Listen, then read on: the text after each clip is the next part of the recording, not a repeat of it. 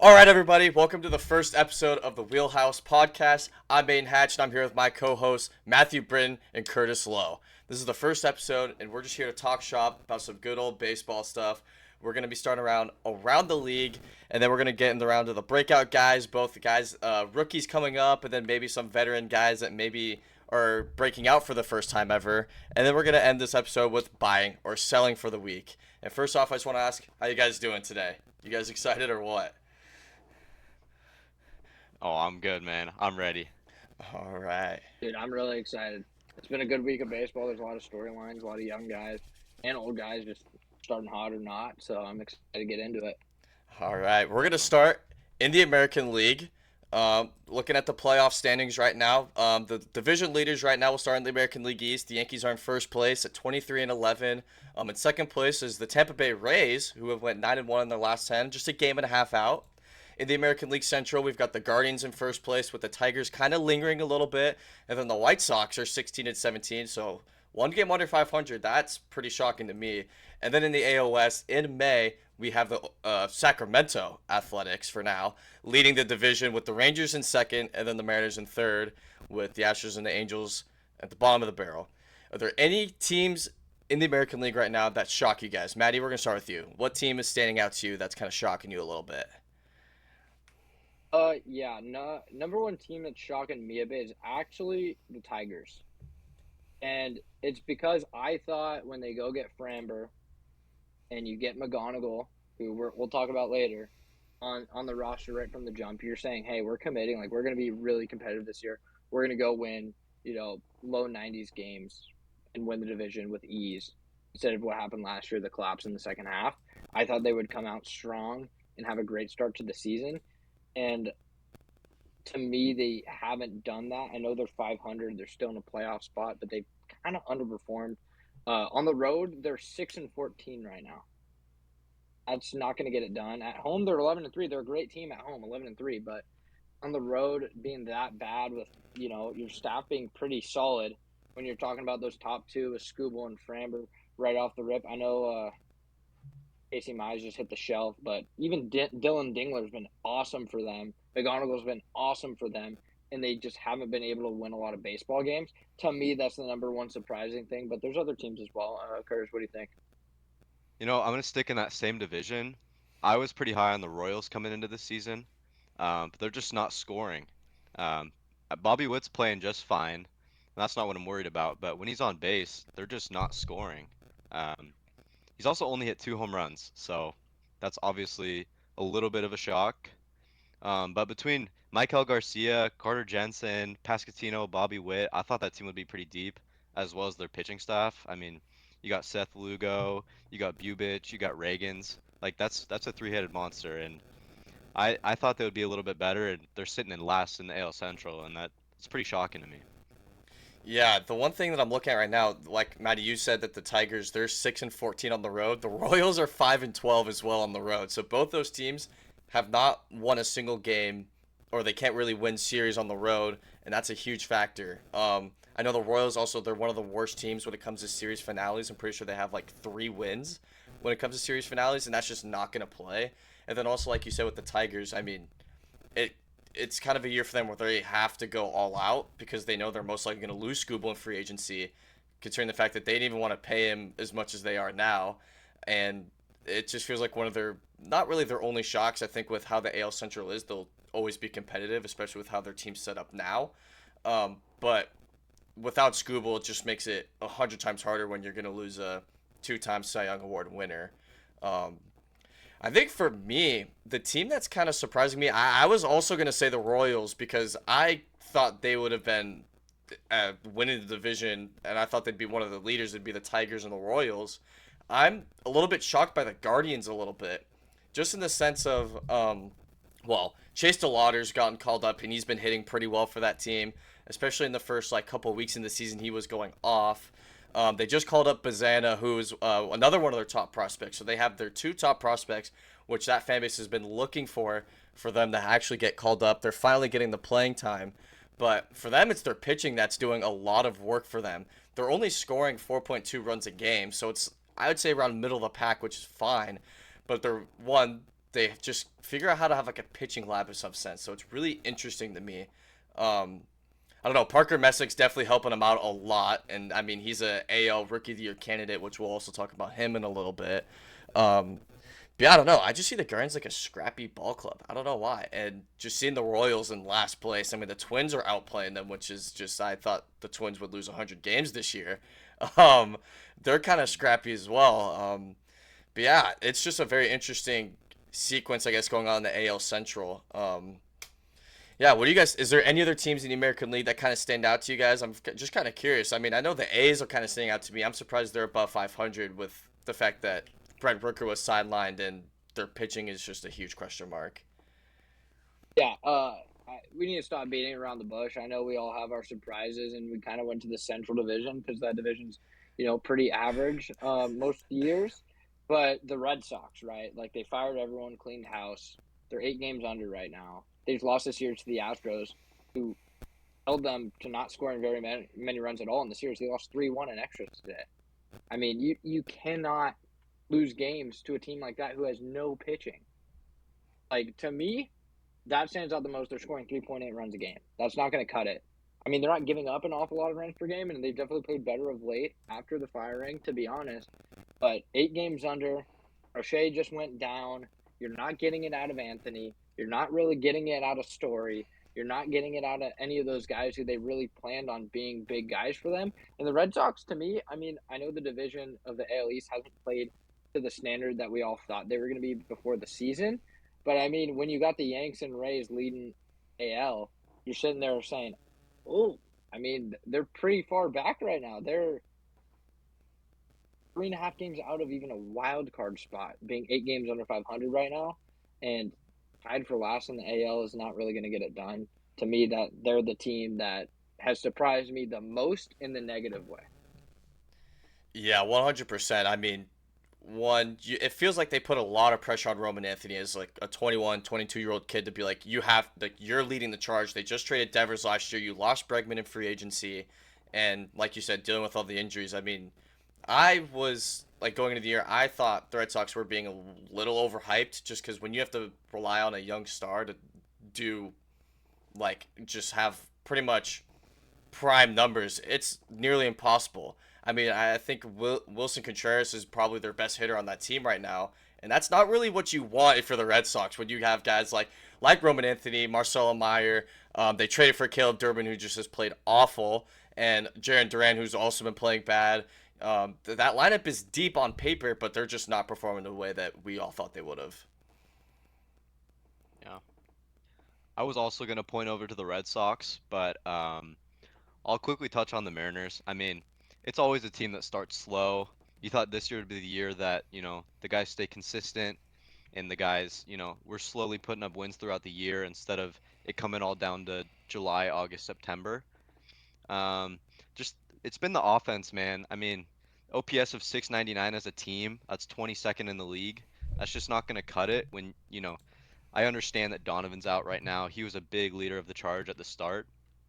But I mean, the guys like Julio started really hot, so I'm not going to touch on him, but like Josh Naylor was expected to start hot. He's been better as of late, but he was a slow starter. Cal as well started slow. Um, the pitching's been good, but I think over time you need to start stacking wins early because um, you play the Royals. I mean, you had the three-headed goat I mentioned earlier, but you got to at least take one. And we're sitting here right now during this recording, they're down 3-1. Um, and I mean, a sweep against the Royals, a team that, I was underperforming. That's a bummer. I mean, you got to take at least one, but now you're gonna get swept. So that's tough. Yeah, and also Kyle Raleigh's injured right now. They just said he's dealing with a side issue, which is not what you want to hear. Even though they said he's feeling better today, but we're getting what looks like the full season of Julio Rodriguez finally. This is the most consistent I think we've seen him play up to this point. But when you're dealing with Wu, just have back-to-back blow-up starts with the least amount of whiffs he's had in a two-game stretch of his career. Gilbert is struggling in terms of just pitch count wise, the amount of pitches he's throwing per inning. You got to figure out what to do with Luis Castillo. And Hancock and Kirby have been your two best pitchers, and with Hancock pretty much fighting for his life on this team, you can't take him out of the rotation, especially when Bryce Miller comes back. But you also can't take out Luis Castillo because you're paying him $50 million over the next 2 years, and he's the veteran. So there's just a lot of issues, but I totally agree. This team is underperforming, especially when they've had the highest expectations of ever as a franchise.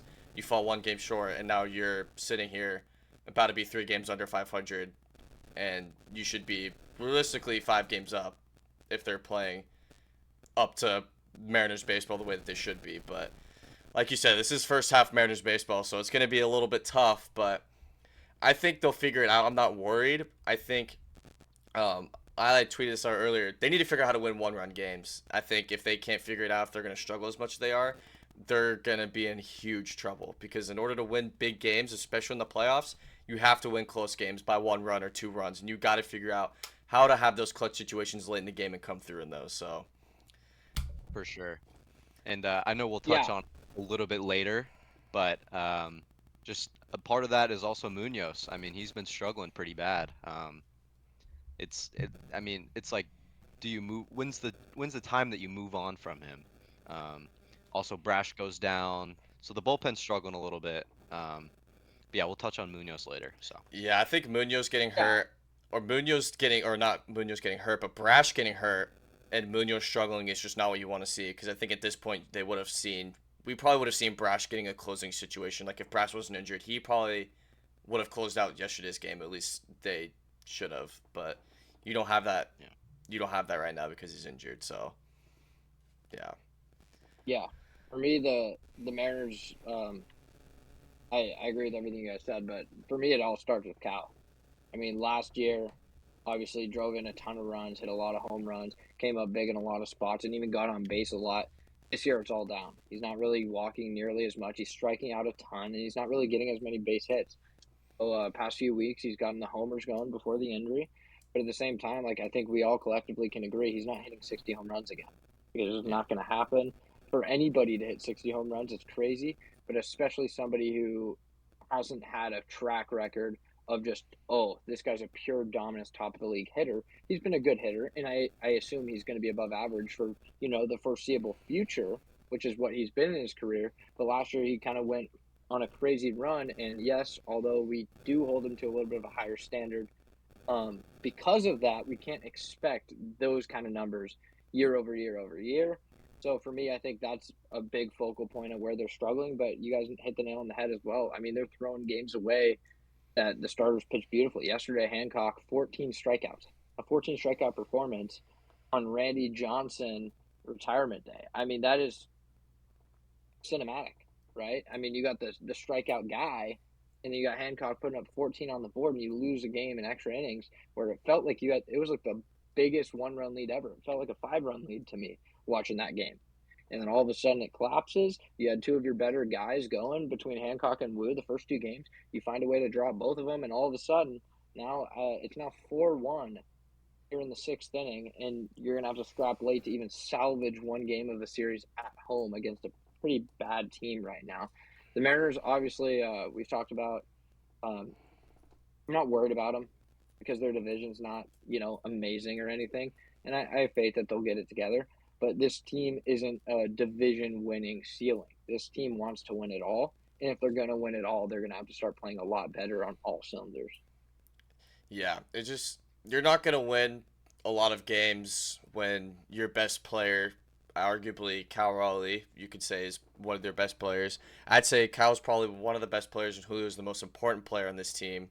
But just dealing with him getting injured, and then I mean he's striking out like an insane amount. The swing and miss is so up, and yeah, the Mariners got to figure it out. But hey, at least for you, you got the Yankees. So you know what? They're in first place. They're rolling. They're 23-11. Even Brett, you got Ben Rice putting up Aaron Judge numbers. So we'll touch on that in a little bit. But um, any other teams in the American League before we move over to the National League? I feel like we covered up most of it. I mean, Pete Alonso's starting to heat I'll up for talk the about the Orioles. Rays. You want to talk about the Talk about Rays? the Rays. Yeah, let's do Rays it. are surprising me in a good way. I mean, their brand of baseball, they're bunting a ton. They're getting the ball down uh, on their bunt, and they're putting it in play. They're pitching pretty well. They're playing decent defense. Yandy Diaz will pop a couple homers. Caminero pops a couple homers, and they're winning baseball games. I mean, they're 9-1 in their last 10. It's weird to see because, you know, the Trop's back and you're like, oh, that stadium's horrible. Um, but they're finding a way to win baseball games. It's completely surprising to me that they're second in the American League right now, record wise. They're kind of just getting the job done. I mean, I don't think there's anything sexy about it. They're just winning baseball games. Yeah, and I think a big part of that is, I mean, they're owning the entire American League Central. I mean, I don't know if you've seen their record, but I think they've lost like 3 times to the American League Central, and I'm pretty sure they've played every single team at least once. They're 11-4 at home too, so the Trop is some good luck for them. It's like I feel like last year they were winning a lot of games at Steinbrenner. I think they're just a big home team. Like they just figure out how to win at home. I mean, I remember last year, Caminero had 45 bombs, but he was like a below average hitter on the road. And so he was I guess you could call it a Steinbrenner merchant, but he figured it out eventually he figured it out. And I think, I mean, when you have a guy like Junior Caminero, it feels like I say about the Guardians with Jose Ramirez, would you have a superstar in your team? I feel like your team is always going to be in it. I guess unless you're the Royals right now, but I still think they can turn it around. They just got to go on a hot streak. But yeah, very interesting. The Rays, very scrappy ball club. It does remind me a lot about the Guardians because both teams don't really spend a lot of money. They develop their guys very well though, and like the Guardians, their pitching lab, and the Rays, they just find hitters out of nowhere and turn them into. They just get the most out of them, and I think they've done a really good job with that. And I mean, one and a half games out of first place, 21-12. Did not expect that out of the Rays, but just like how we didn't expect all the injuries from the Blue Jays either. I mean, they've dealt with. I mean, they're gone with Alejandro Kirk for the foreseeable future. Springer just got hurt again. He's already ended up on the IL once. I mean, Scherzer, just I mean, I don't know. It's tough. You still got a lot of guys coming back. Trey Savage coming back from injury. Shane Bieber is still on the IL. Scherzer's, I'm pretty sure he ended up on the IL again, and he's just old and probably should retire at this point. But yeah, just a very weird American League going on right now. It feels like no one's like you could say I would say the Yankees are the clear cut front runners right now, especially because their team on paper is really good and they're performing like how their team should, and nobody else is either both good and bad. No team is performing how they thought they would have for the most part. So, um, yeah, I think you guys want to move on to the National League now. Yeah. Let's move on to that now. All right, Curtis, we're gonna start with you. What team in the National League is surprising you the most, and why? I would say the Pirates. You know, you got a bunch of young talent. A lot of people were decently high on the Pirates. I wasn't. I thought that would be a lower brand of baseball. I mean, they're sitting here last in the NL Central, but that is a crazy division. Um, I mean, Connor Griffin, since age 20, since his birthday, he's batting just about 400. That's a great story. That team as a whole is just playing great baseball. I mean, they're sitting here, they're third in runs in the league. Their OPS is at 732, so I mean they're hitting well. Those minor offseason additions they had, they're working out. You know, when you bring in O'Hearn and you bring in Brandon Lau, I mean, they're playing good baseball. So that would be the surprising team to me, as well as the Cardinals in that same division. They're sitting there at 20-14. That's not something I would have expected. You know, they trade away majority of their team last year. And you got Jordan Walker starting on a tear. Um, it seems like yeah, he slowed up. I mean, he had a 4-for-4 game, but yeah, that Cardinals team that is very surprising to me. What about you, Maddie? What team's Yeah, surprising you the most? Cardinals for sure. Piggybacking right off that, I didn't think it well in a good way. Cardinals. I have a second one, but we'll get to that in a second. Cardinals. I didn't think that their pitching was gonna be able to hang in games at all, and it has been okay. It's somewhat getting the job done. I mean, it is what it is. I know O'Brien in the back end had been amazing to start the year. Of late, kind of gone a little bit more downhill, giving up a few runs past few series. I know the Mariners series he gave up a couple, and then last night he did as well. But I didn't think the Cardinals were going to be in contention at all. I thought they were going to be bottom of the barrel. Um, but Weatherholt has really given them a jolt at the top of the order. I mean, he's playing good baseball. Same thing we already talked about Jordan Walker, but that guy's on a tear right now, finally getting it going. Um, After being a top prospect, not really prospering what was going to happen. Uh, but the team that for sure surprised me the most is the Mets. And as a Yankees fan, sit here all day and talk about, oh, I knew the Mets were going to be bad.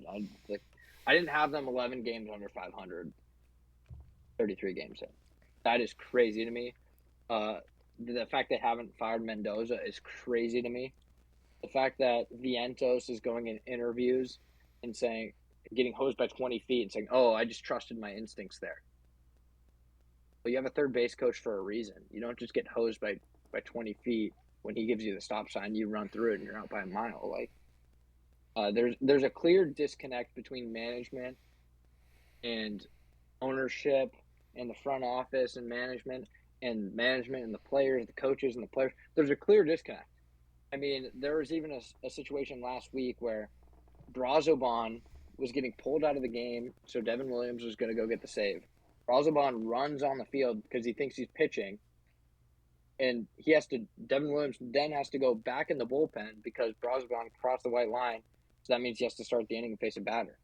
I mean, it's just little intricacies like that. Like, how do you not understand that you're out of the game and that they're going to go to the closer?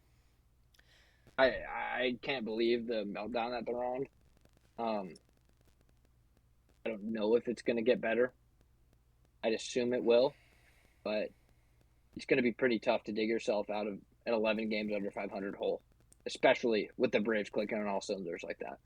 Yeah, I would have also said the Mets. I think we could all agree. I think the Mets are the biggest shock, not only just for us, but for the entire league, both fans and the players themselves. Nobody thought the Mets would have been this bad, but I mean that team has so many issues. Like I think nobody in that organization is on the same page at all. David Stearns is out here trying to defend Carlos Mendoza. Well, saying he's his manager doesn't mean he'll be there for the full season. I mean, at least the Phillies have some sort of urgency in firing Rob Thompson, and now they're figuring it out as they're 6-4 in their last 10. Um, I think the team that shocked me the most, kind of going back to the NL Central, I'm going with the Reds. Honestly, they had their best start since 2006. They brought back Eugenio Suarez. You know, he's Mr. Good Vibes only. Everybody knows about that. But Ellie De La Cruz, he's really turning it up. He is finally, I think, becoming that five-tool player on both sides of the plate. It feels like he's figuring it out as well. Um, and if you're going to get as an electric of a year that you're going to get out of Ellie the way he's playing right now, that team is, I think, going to be scary. When they get Hunter Green back in the summer, you've got Andrew Abbott, which I know he's struggling, but you also know how good that he's been and that how good he can be if he can figure it out. I think that bullpen for me has always been an issue, and I think that bullpen is what's going to cost them games. And I think as long as they're hovering around a playoff spot, that team should be hammering bullpen pieces at the deadline. But that team's just figuring out ways to win. I mean, obviously when you're in a top hitting ballpark in the league, it makes it a lot easier. But I don't know. I just didn't expect 20-14 out of them. I think if they were hovering around 500 or so, I would have said that's more like it or a couple games under. But I think them being 6 games up and risking the entire NL Central. I mean, the Pirates are in last place and they're above 500. Like, is that sustainable? Probably not. There's going to be one team that finishes under 500. But, I mean, I think the only time we've seen four teams with a winning record was the American League East 10 years ago. The Yankees ended up in fourth, but they were above 500. And the other two teams faced each other in the wild card, and then it was who won that division in 2016? I don't even remember. It wasn't the Blue Jays. It was the. I'm trying to figure that out I now. think it was But the Blue Jays. was it the Blue Jays in 2016? I think it was. No, that was the Red That Sox. was around Donaldson era. So Well, because 2015 they won the division. It was because 2016 that was when the Orioles brought in Ubaldo Jimenez instead of Zach Britton. That's what it was. yeah, But yeah, the NL Central just in general has kind of been a surprise, but the Reds specifically for me have been the biggest surprise. But yeah, I think in the NL East though, I mean we got to talk about it. Why is Carlos Mendoza not fired yet? Like what is going on with this, guys? Like come on, someone give me an answer because I can't believe the Phillies are firing Rob Thompson when and they did it already, and the Mets are trying to defend Carlos Mendoza. I mean, there's just both teams are taking their starts very differently. I mean, Maddie said it perfectly, but I mean, all hell is broken loose over there in New York. I mean, Lindor's hurt. Soto finally comes back. He's playing pretty decent, but I mean, all of your signings you bring in, especially Bo Bichette to begin the season, I mean, he was horrific. Um, Luis Robert's also out, all that stuff. But a team that I was very high on going into the season, and I think they'll continue to get better, is the Braves. I mean, you have Schwellenbach out, and when he comes back, that rotation is disgusting. I mean, all of your hitters overall are playing great. You're just playing a great brand of baseball. I mean, their OPS is 804 currently. That's absurd. Um, they're not giving up that many runs.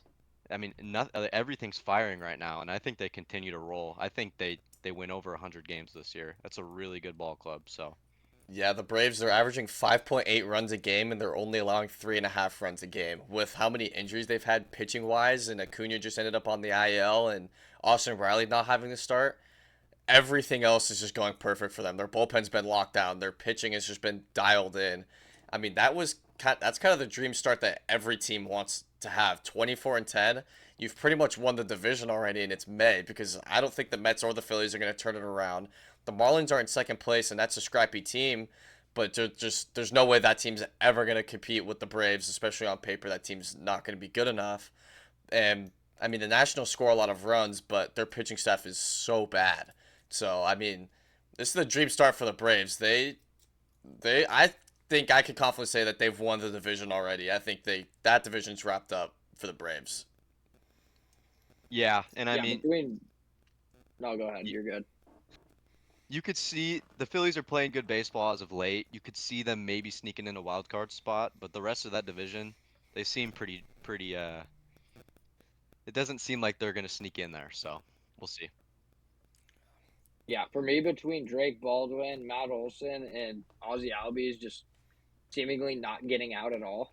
Like, it's Yeah. pretty tough to beat the Braves right now. Like, I mean, the run prevention's been great, and we mentioned Schwellenbach going to come back. Same with AJ Smith-Shawver, who's a young gun for them, who, when he was one of their top prospects, came up and he had some success.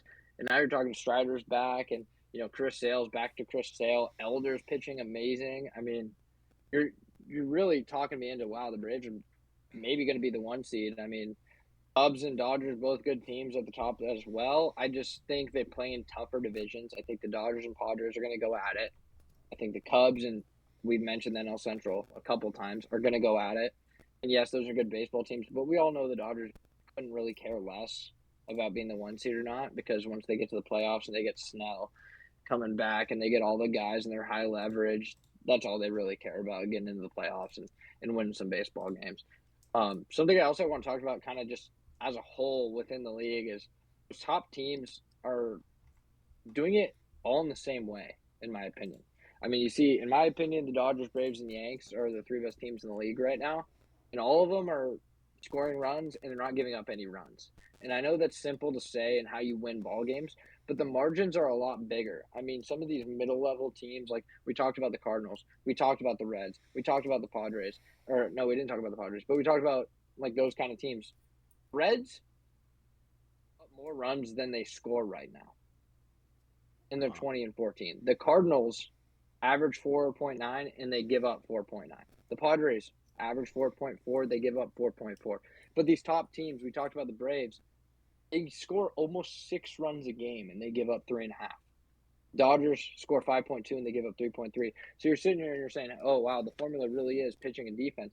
But the lineups are really pulling through. The pitching is just going to hold them throughout the game, but then the lineup's going to continue adding on and adding on and adding on. And I think you see that between the Braves, Yanks, and Dodgers plenty this season. Yeah, it feels like this year, it feels like differential has become way more important than past years because, I mean, we've seen the Marlins in 23 made the playoffs and they have, I think it was like one of the worst run differentials ever to make the playoffs. And normally, like, run differential matters in some aspect, but people would dismiss it because, like, well, you could just have multiple games where you get blown out 10-0 and then have a couple games where you win. When you win run games, it doesn't help your run differential, but it feels like this year it's become more important because obviously scoring runs is key, but it feels like just now a lot more teams can make comebacks early. Like it just becomes easier, I guess, in some aspects. So um, yeah, I don't know. It's very interesting. The National League is just I guess the whole league right now it's weird, but I totally agree. Scoring runs a lot is good, and then obviously the disparity of how many runs you're giving up versus scoring per game has been hugely important this year. Is there what other teams do we want to talk about? We could kind of go into the Padres a little bit. Tatis still doesn't have a homer. Yeah. Yeah, that Padres team is interesting. I mean, you look at them at this point of the season, they're they're above 500 pretty comfortably, but they've lost four in a row. Um, and I mean, it's looking like they could get swept by the White Sox. That's a big problem. Um, but you just got some guys that are not performing the way you were hoping. I mean, Jackson Merrill, you were hoping he would do some more this year, and he's just not playing his best brand of baseball. Um, Overall, that team could be better, but we'll see with time for sure. So, For me, with the Pods, really looking at starting pitching between all the injuries that they've endured. But I mean, they got Walker Buehler pitching really, really meaningful innings. They're trying to get Lucas Giolito to pitch innings, and he's getting hurt in the minor leagues. I'm just nervous about the rotation. The offense I like. I know Tatis hasn't had, the most homers or anything. He hasn't hit any, but he's still, getting on base a fair amount, and he's still getting some hits, and playing solid defense, even though he's playing second base a lot, which is strange to me. But that's besides the point. Their offense, I'm fine with. Machado's had a pretty solid start. Um, Even like Cronenworth and Merrill are playing okay, so there's more to be desired for the Pods. Um, Penn's good. The starting pitching is just where I think they're losing a lot of these baseball games. Yeah. When you got Matt Waldron coming up from minor leagues, throwing knuckleballs and getting absolutely shelled in and day out, you're not gonna. It just makes it a lot harder when your best guys aren't out there pitching. So, um, that's gonna be a team I feel like where you're gonna have to rely on them scoring pretty much 5+ runs a game for them to be competitive. So, especially down the stretch when your guys are In the arms are getting long run. tired. Yeah, in the long Yeah. run, of course. Yeah.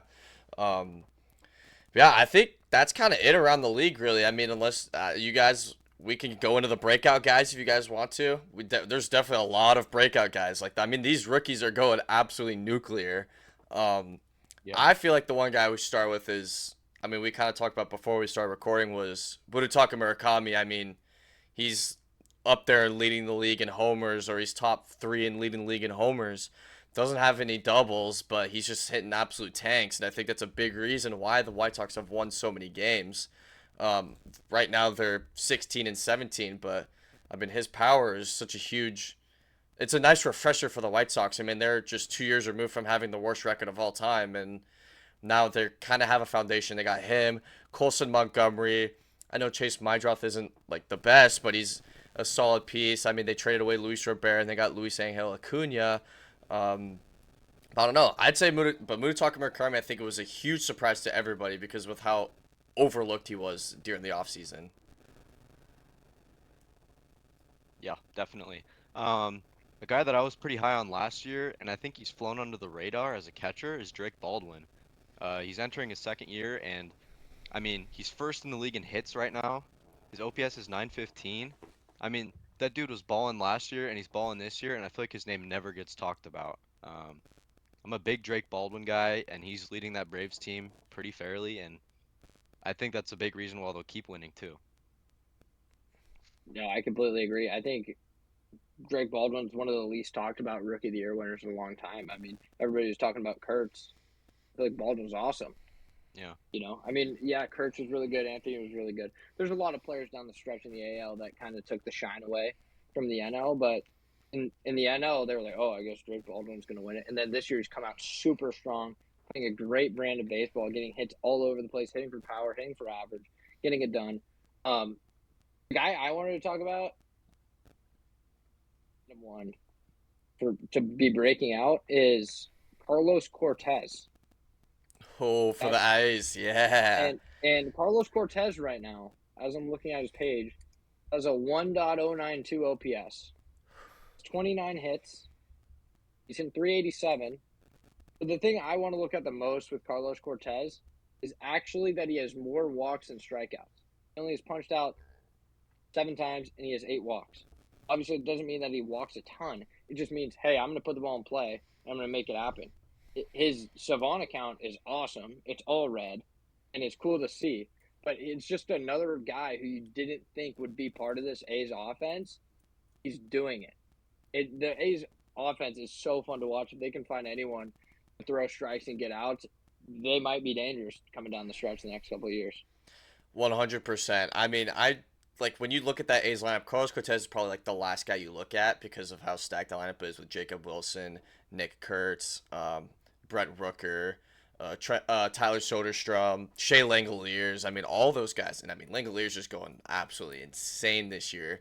And I think he's also a very underrated guy that doesn't get talked about. I mean, he had 30 plus homers last year. And nobody even knows it. But also like with Drake Baldwin, he wins Rookie of the Year. Nobody really cared because it's like, oh, I mean, nobody else is really going to win it. I mean, he was pretty good. Nobody thought that he would have taken the step that he's done. I mean, he's gotten even better now, and he's probably going to be the All-Star starting catcher with the way things are going right now. If the All-Star break was right now, and I mean, he's like another guy that just puts the ball in play. I mean, he's hitting above 300 for a catcher. That's you don't really hear about that a lot. And the fact that we've got two of them with Shea Langoliers and Drake Baldwin, that to me is a big surprise. And I mean, Drake Baldwin's definitely one of the most underappreciated guys in the league because of, I mean, when you're in a lineup with Matt Olson, Ronald Acuna Jr., or an Ozzy Albies, and I mean, just that lineup really, it's really hard to get your name out there. But Drake Baldwin's finding a way, so that really shocks me. Yeah, I mean, just the Braves, they're doing everything right, man. They're not doing anything wrong these days. What a fan base is lucky, man. Yeah. One other guy I want to touch on who's been picking up on a little bit of J-Ram's slack recently is Chase DeLauter. Um, he opens the season with my Mariners. He hits 4 home runs in the first 3 games of the season as a rookie, and I'm watching that kid. I'm like, wow, he's got good pop. Good player overall. I mean, his OPS as I'm looking at it, he's sitting at 954. That's pretty solid. I mean, that Guardians team, we mentioned them earlier. They're first in the Central, but it's kind of just a bloodbath over there. But yeah, I mean, J-Ram just barely sitting above a 700 OPS. You know he'll bring it back. He's a good player, but DeLauter's really been getting it done. I'm a big fan of DeLauter. I know he's talked about a lot, but I just wanted to touch on him. So No, yeah, DeLauter's Yeah, definitely last going to guy I be. want to talk about. No, you go, you No, we go. can finish on DeLauter. No, let's finish on No, DeLauter. You yeah, go. no. I was just gonna say. I mean, DeLauter, him picking up the slack with Jose Ramirez. I mean, that's a big reason they're in first place with how good that pitching's been. So, I mean, and DeLauter's gonna be a name we're gonna be talking about a lot. So, it's just nice to see that he made a good first impression, pretty much. So, but was shocked to see him do as well as he has been as a rookie. But I mean, I guess it's all been the same. I feel like you're gonna talk about Kevin McGonigal. I'm not gonna lie, I could just feel it. No? I'm not. Oh, where are we going? McGonigal's legit. I'm going for a guy who's not a rookie, but a guy who is just not randomly, but found a home in Colorado. Mickey Moniak. Why yeah, the former number one pick, former number one prospect, Mickey Moniak, is just turning it on this year. He's got 2 homers today. Is that 10 or 11? Anyways, he's scoring over a 1 OPS. He's hitting 320. What is going on over in Colorado? Why are they playing decent baseball, and why is Mickey Moniak becoming a dude? I don't know, but I love it. Mickey Moniak, keep doing it. Keep Oh, doing it. oh yeah, dude. I mean, last year I saw that. I mean, he was a huge core. I mean, he was a Coors Field merchant last year. He was a like a 600 OPS guy last year on the road, but was a 850 OPS guy at home. And now this year he's just figuring it out on both home and away. And I mean, he's finally hitting the prime years at 27. I mean, it's kind of the same with Jordan Walker. It only takes him a few years and they figured it out. So, but like they say, better late than never. So it's. I mean, maybe the Rockies finally turned on some computers and did some research for 5 minutes and figured out how they could win some ball games. So, because they get the fans show up no matter how bad or good that team is, and now the players are starting to get a little juice from it a little bit. yeah, that's Should a we fun move on to our Rockies final team. segment? Oh, Yeah. yeah, it is. Yeah, it is. It's just funny because Yeah, it feels like it's worth even the though month. some of these teams are really bad, like when they're a bad team, they're just fun to watch in some aspects. Like the Rockies, we know they're not going to be super competitive, but that's just a fun team to watch. For me, I like watching the Marlins. I just am a big Marlins guy because I just like that team because they're scrappy and I know they're not going to be good, but it feels like there's so much more fun teams to watch this year than ever. Both because they're good and both because they're bad. But there's guys that we can watch every single day on certain teams, even though they suck. There's a certain player that people want to watch every single day. Yeah, the Rockies and White Sox are doing it for me right now. 100%. Watching some freaking dingers from these White Sox, and then Moniak just going bomb, bomb. TJ Rumfield hitting bombs. Troy Johnston playing baseball. Like, come on now. I Yeah, love seeing that. yeah, it's crazy. Any other breakout guys? I mean, Ben Rice absolutely breaking out. He's putting up Judge numbers, and Judge is also putting up close to Judge numbers. So, no Stanton on the IL, but when he's playing, you know what you're gonna get out of him, but you also know you're not gonna get a full season. Um, I feel like I we're I can't feel talk like we're about Ben Rice enough. yeah, I feel like we're missing Ben somebody. Rice has been awesome.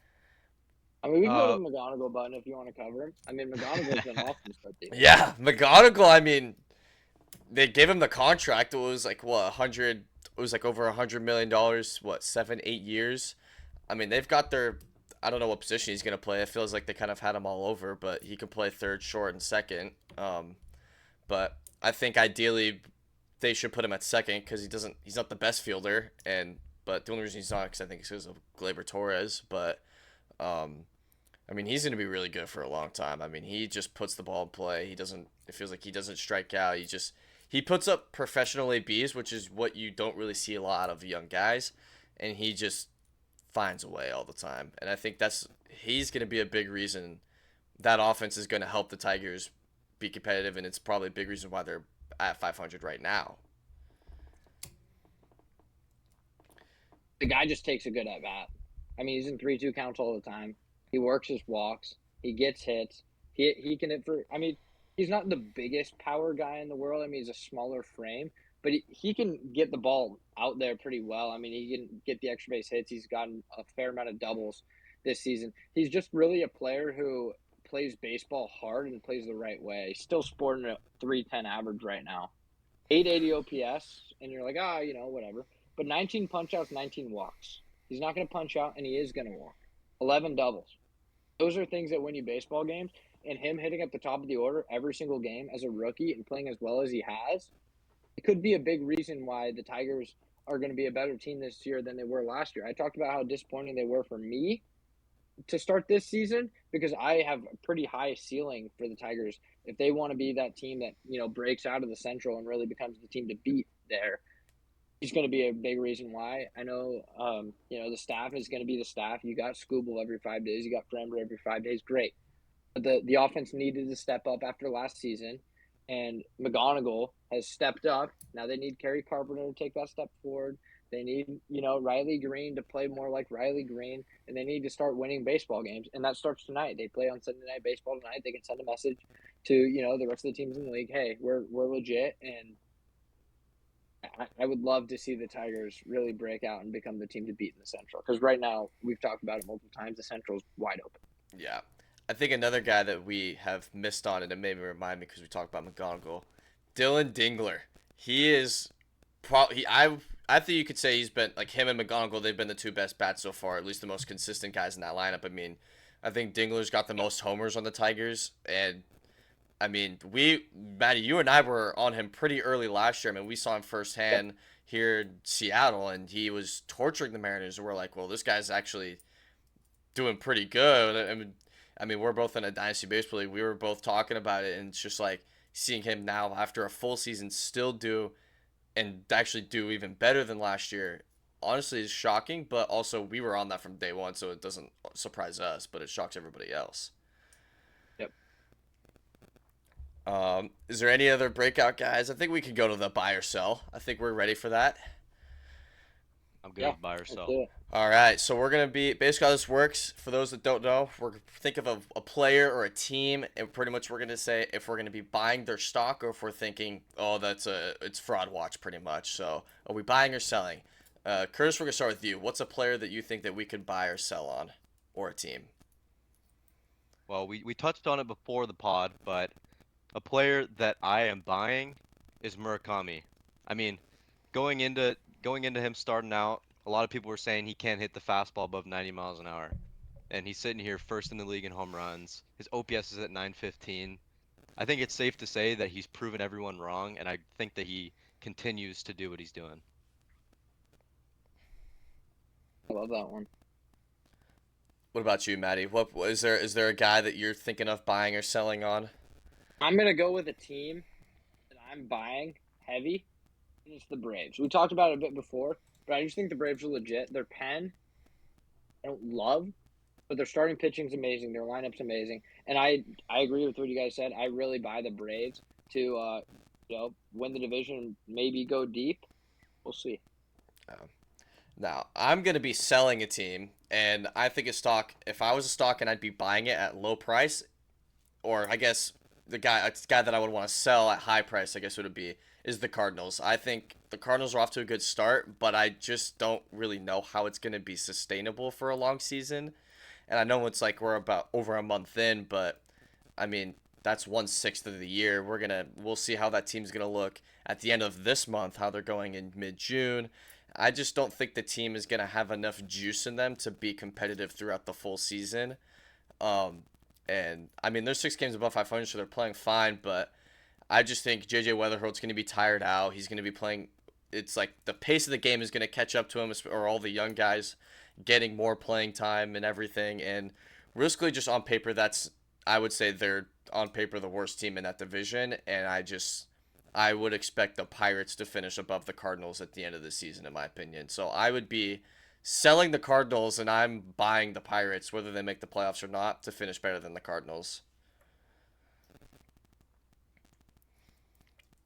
Is there it? Okay, I got one for you guys. I Okay. want you guys to tell me. Ben Rice wins MVP over Aaron Judge. Buy or sell?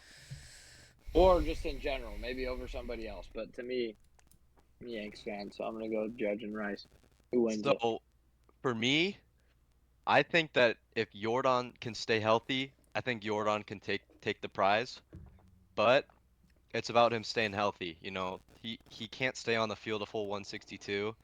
But so if we're talking Judge versus Rice, you know that Judge is going to turn it up. I mean, he's already playing great baseball, but you know he's got more in him, and you know that he's not slowing down. Rice, on the other hand, I think he can keep it up, but can he keep up a Judge pace? I'm not totally sure. I think he finishes around a 1 OPS, maybe 950, which is an incredible season. But you know what you're getting out of Judge. You know that he's going to be somewhere around like 1.1, 1.2 consistently. So I think it's hard to beat out Judge, but you can't knock what Rice is doing currently. So I would lean to Judge though. Yeah, What I would say about Jordan real quick is I just don't think his team's going to be good enough for him to get consideration over two guys whose team That's the is going to be problem. good. That team Like most him likely as a doesn't make the player, playoffs. yes. Yeah. So for me, I think it would only be a factor if like the season isn't crazy. Like I know 2017 Stanton had a ridiculous year, so that's why his consideration was a little bit different than like the average season. Whereas like I don't think Jordan's going to blow these guys out of the water as much as like Stanton did the 2017 comp. But yeah, Aiden, what do you think? I think it's tough. I think right now you could say Jordan's the front runner with how I mean he's just going insane. Does I think his strikeout rate is I think it's at the lowest of his career. I haven't like seen that number. I don't know if that's true or not, but I'm curious to see what his K percentage is. But I mean, I think right now Jordan's the front runner. I definitely think Ben Rice can win it, but I think that's gonna be at the cost of Jordan not playing a full season. Because if Jordan plays a full season, he's going to be getting a lot of eyes, no matter how good or bad the Astros are. But obviously, when you got Judge in the AL, it's like Ohtani in the National League. Like Ohtani's just going to win it every year until one, he retires, or two, he doesn't get that full season, in my opinion. And I just think Judge being Judge, he's going to go insane. I do see. I wouldn't be shocked if Ben Rice drives in like 120 guys and has 40 bombs, and you see him and Judge have some combined duo stat that's like never been done, or they're probably going to be one of the best duos in terms of RBIs because I mean Judge is going to drive in 110 plus every year. So I think Ben Rice definitely could. I think Ben Rice will finish as a top three, and definitely think he's got a good shot. But I think I just still would give it to. I guess right now I'd give it to Jordan, but in terms of long season, I still think Judge could win it. Well, I'll have you know, Rice is a higher average, higher OPS, and the same amount of home runs as Jordan right now. Whew. So there's no way in hell Jordan's winning that over Rice. Just saying. And his team staff. Yeah. So, if you're me and you're Rice with a 14 OPS, you're winning MVP. We'll see what happens. Yeah. I think I We'll see what got I happens. got one thing I guess it would be is Otani and the Cy Young Award. What do you guys think? Would you guys buy the stock that Otani's going to win Cy Young or has a really good shot, or what do you guys think? Because right now he's the best pitcher in the Was National League. I was just He's about to like, ask that. I was just about to ask that. Um, I think the problem is his innings. He's not throwing a lot right now. I mean, he's only got 30 innings. I think that's a major factor. But I mean, that ERA is, he's sitting at, and looking at the stat here, he's got a .6 ERA. If he keeps that up, it's hard to beat. But you also got Mason Miller sitting around there. Mason Miller being Mason Miller, you never know what happens there. But I mean, it would be pretty unheard of if he won the Cy Young. But Shohei, I think he can do it if he stays healthy, but it would have to take more innings, and I think he's got to keep doing what he's doing. So I don't think you win it.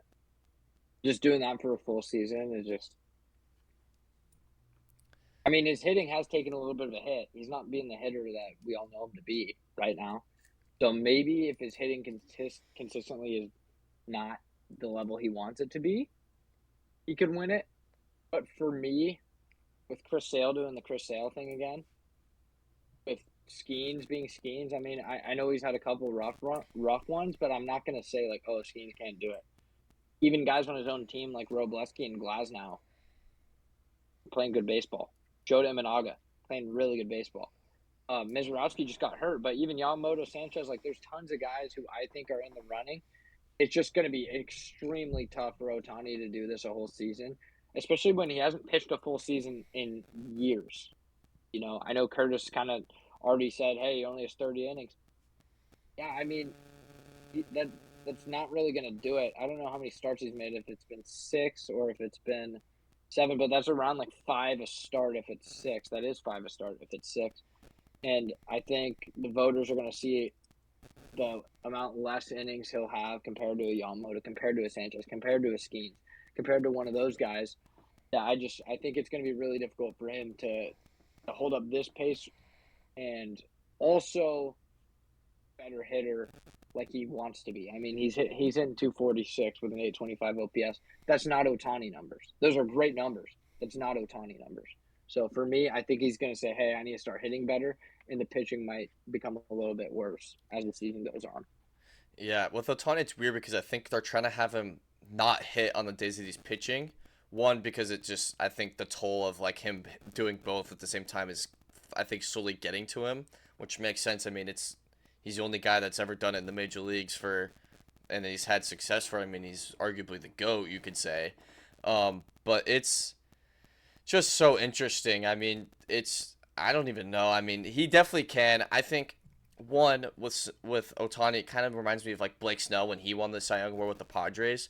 I think he had like 5 outs total in the 7th inning that entire season, but his K percentage was insane. He was insane. I think he was like sub 250 ERA, wins the Cy Young, and it's just going to be so weird. There's definitely so many guys in the National League that can win Cy Young. Like you mentioned, Jacob Mizorowski, even though he's injured. I mean, there's just a lot of guys. I mean, it's just going to be interesting. I definitely think Otani has a shot, but he's going to have to get more innings, and I think some guys will have to fall off. I think Paul Skeens is already cooked for the Cy Young, in my opinion. I think he'd have to go on like a 38, like he'd have to go on a huge like scoreless inning streak, in my opinion, for him to have a shot. So, Why? Why do you think that? well, I think one, he's had 2 blow-up starts. I mean, I guess up to his numbers, this has been the worst start. I think hitters are. I think for a long course of the season, people are finally starting to get the sense of how he pitches a little bit. So it's gonna be. It's He's up got to. a .85 WHIP. That's true. That feels fine. A 3.18 ERA. Like it's not over for him. Yeah, but I just think he made it really hard on himself, especially one. No, I don't. Yeah. Yeah, like Yeah. his first start, he didn't even make out of the first inning on opening day, which nobody and their mom saw. And then you just got shelled by the Cardinals, which I just can't believe the Cardinals have never lost to Paul Skeens. That's insane to think about. Um, but yeah, the races are going to be so interesting. Like just looking at it right now, it feels like anybody could win any award realistically. Like that's like in the I agree. running. Yeah, yeah. AL Cy Young, you guys know who I want, but it could be anyone. Max Fried, Schlittler, which I mean, there's multiple of them on your team. To me, it's Schlittler. I just it's him for me. Yeah. I mean, for all the categories he's leading in or second in, like his FIP is ridiculous. I'm pretty sure he's best in baseball. His ERA is down, but like he's pitching better than his ERA. Tons of punch outs. He's got the moxie. He's on a good team. I mean, 0.74 whip's pretty nice for a starting pitcher. Yeah. I think is that best of all starters? It is, I believe. Best of all stars, 0.74. Like, Yeah, I mean, that's insane. We'll see. I know Jose Soriano has been awesome, and I'm not going to take anything away from him. I am for sure biased, but I just love what I've seen from Schlittler. Do I think he can do it a whole season? I don't know. He hasn't pitched as many innings as a Cy Young candidate would want to pitch, so I'm not really sure. We'll see how it goes. It's early. It's been 1 month. Yeah.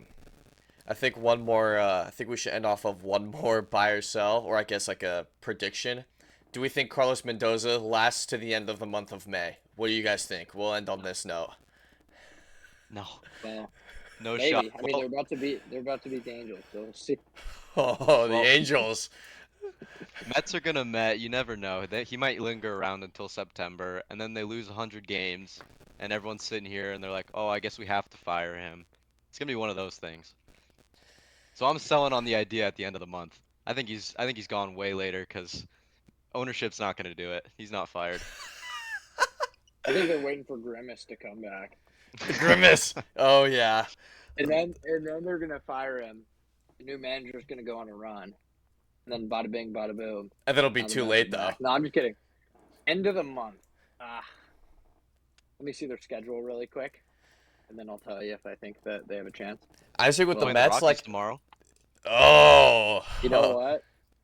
Rockies taking 2 out He of can 3. make it to the end of the month. He can make it to the end of the month. Here's the thing though, with the Mets though, people also want David Stearns fired, so it's either one or the other, or like you could also just see both of them, but that would mean you're basically putting up the white flag. And with the Mets and their payroll, you putting up the white flag with your contracts is, I mean, you're the joke of the town or the joke of the league, in my opinion. Well, for me, when they fired a lot of the coaching staff and brought in new guys but kept the manager, that was strange to me. That kind Yeah, of told me that they were half off with Mendoza, but they kept on to him because he was Stearns' guy.